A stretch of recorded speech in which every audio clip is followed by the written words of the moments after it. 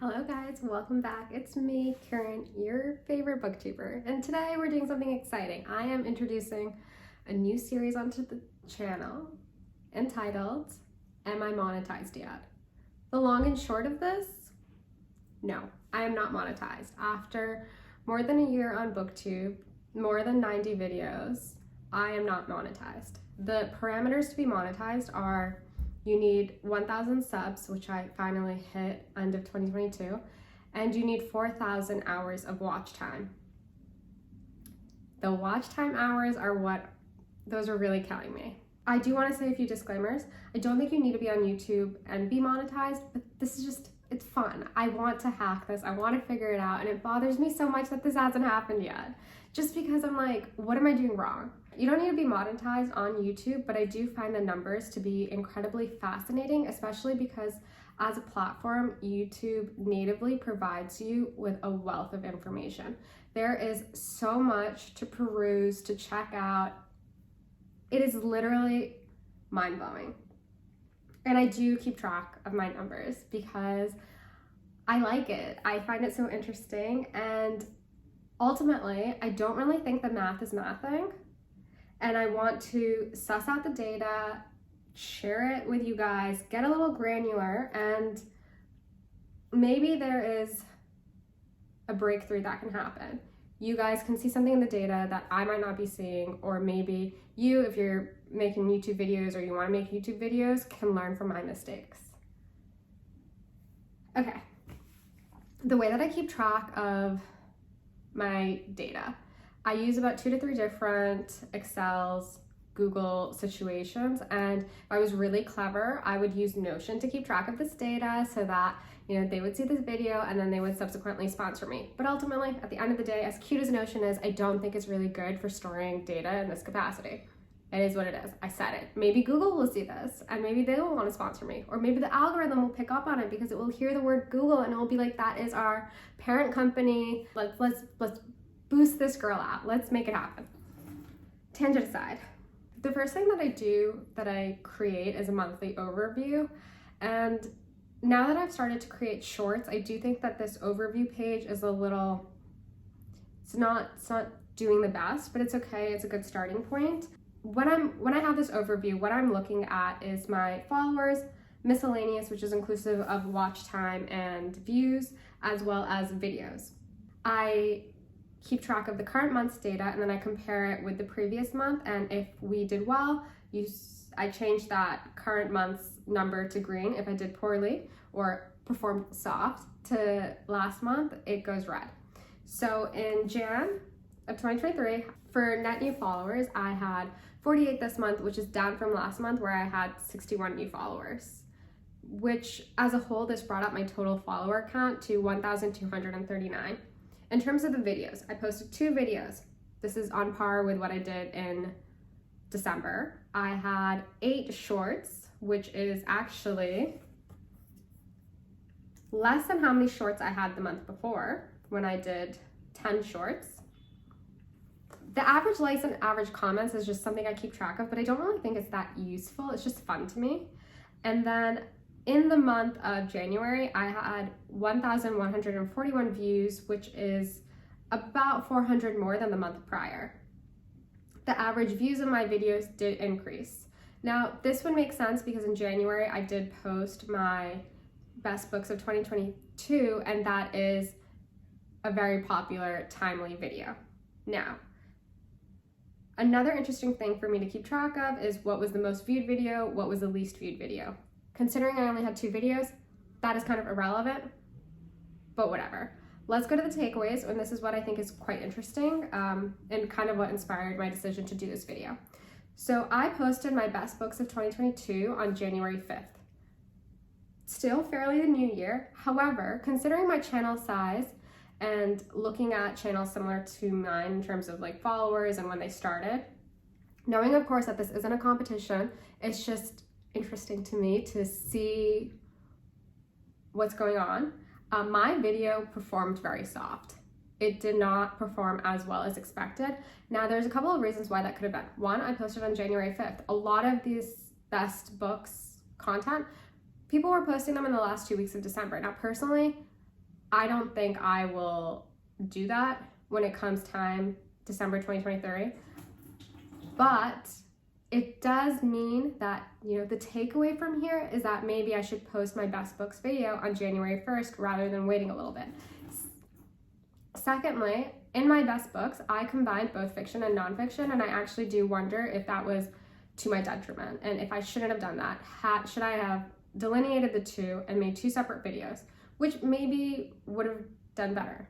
Those are my thoughts there. Posting shorts has been a very interesting experience. They are very sporadic. It is hard to gauge what does well and what doesn't, but what I have gleaned, if I can even say that, is that for some reason it does seem like when I combine food with books, it goes off. Then I started this Excel end of December. This is very recent addition, but this is because since I don't have the watch times sorted, I am hovering at, let me get that stat for you, okay? I have 1,574 hours of public watch time hours within the last 365 days. I need 4,000. That is kind of significant. And ideally, it would be wonderful to achieve that before the end of the year, but I'm not particularly hopeful that that will happen, but it's all in God's hands. Who knows? God's hands in the algorithms. So I started this doc to track my watch time hours, and I find this to be interesting. In 2021, when I was only posting Q4, I had a total of 82.2 hours of watch time. Actually, though, in many regards, because watch time hours on YouTube, they only quantify the last 365 days, the watch time hours that I had in 2021 is moot. They're not relevant, but it is good to track just to see how I've grown since then. If you were to compare 2021 numbers versus 2022 numbers, you'll also see that in Q4, speaking of Q4, was not very consistent in October and November. I think I barely posted. Okay, when we get to 2022, this is very interesting. I think I was the most active on YouTube, maybe March, April, May, which was around the time of Booker, and I was really going at it. That's also when you could see that I had a significant growth in my numbers. And June was actually the month that I had the highest watch time hours. We hit 199 hours, and I think part of that was because of the Lapvona Otasamashai content that I was producing or making at that time. I think those videos, coupled with I did a mid-year freakout tag and also my wrap-up, all kind of helped me to have a very good June, which trickled into a good July. In January, I had 214.5 watch time hours. What would be magnificent to me is that if we could see in 2022 each month that watch time hour, that number increases. Now, how do we do that? The magic question, right? One thing would be posting more, which is kind of tough. But I think that the opportunity to create more videos means more people will be looking. Hopefully that means a higher increase in watch time hours. We will test that theory. Maybe I can hit 2 videos a week. We will see. Then I also keep track of channel views just because this is interesting to me. It would be very cool by the end of the quarter to hit 100,000, which just means someone looked at the channel. It's very irrelevant, but I don't know, wouldn't that be cool to be like 100,000 eyeballs have seen my channel?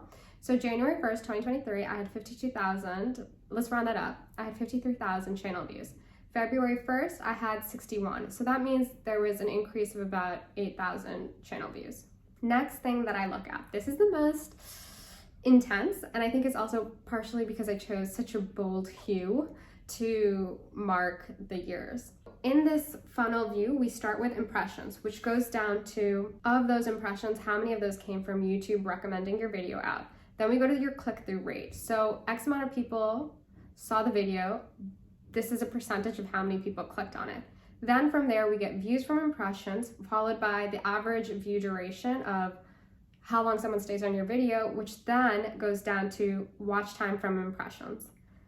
So I took all of that and I put it together. We have the 2021 section where I highlighted in green what I thought was the most interesting. So in October, my first month, I had the highest click-through rate. Oh wow, yeah. In my YouTube history with 6.6%, the highest. It's all been downhill from there, which this is actually quite interesting because it's like, why is that the case? I don't know why. Maybe you guys do, but like, I don't know, it just feels so fascinating. Then in 2021, the highest amount of impressions that I had was December with 8.7K. Moving forward, we're skipping 2021. Let's go to 2022 because that is when we could say I've been on YouTube for a proper year. We have the most amount of information. We can really compare, contrast what's happening. So as we can see, I highlighted once again in green the top performing month for each category. So my highest amount of impressions occurred in April when I had 83.2K impressions. Once again, this correlates to Booker related content. Now from there, the percent from YouTube recommending me, we have also April is the highest month at 54.4%. Click-through rate was actually the highest in May when I hit 4.5%, and views from impressions were the highest in June at 3K. My average view duration was, interestingly enough, in January at 4 minutes and 41 seconds. I am assuming this correlates to whatever best video I may have posted at that time. And now when we talk about my watch time from impressions, June is the highest. When we collate all of this data, all of these numbers, we can say, and this was fascinating to me because the sheer magnitude of this number is mind-blowing. In 2022, my channel garnered more than 570,000 impressions. I'm really bad at numbers, so I got more than 570K impressions in 2022. That is a huge number to me. Huge. Then from that number, we get percent from YouTube recommending my channel, my videos, 29.4%.